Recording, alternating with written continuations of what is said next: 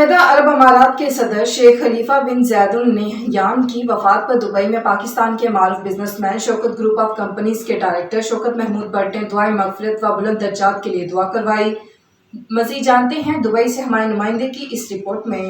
Dubai کی معروف business man Shaukat group of companies کے ڈائریکٹر جو کہ پاکستان مسلم لیگ نون کے سینئر نائب صدر بھی ہیں، انہوں نے پاکستان کمیونٹی کی طرف سے اظہار افسوس اور اظہار ہمدردی اور مرحوم کی مغفرت و بخشش کے لیے دعا کروائی۔ اس موقع پر شوکت گروپ آف کمپنیز کے ورکرز اور دیگر افراد نے شرکت کی، جن میں محمد اسلم، امتیاز احمد، محمد کفیل، محمد اعجاز، سعید الرحمان، فرق حسین، محمد ماجد، محمد علی، محمد شمس اور عدنان نے شرکت کی۔ اور مجھے اور میری کمپنی اور میرے سٹاف کو بہت زیادہ دکھ اور تکلیف ہوئی، اور اس یو اے کی قوم پوری کے ساتھ اس دکھ کی گھڑی میں شانم شانم ان کے ساتھ کھڑے ہیں اور ان کے لیے دعا گو ہیں۔ اللہ کی ذات ہمارے سربراہ اور اس ملک کے سربراہ کو شیخ خلیفہ بن زید ال نہیان کو اللہ کی ذات جنت الفردوس میں اعلیٰ مقام اور درجات دے۔ مزید اپڈیٹس کے لیے دیکھتے رہیے انڈر گراؤنڈ نیوز۔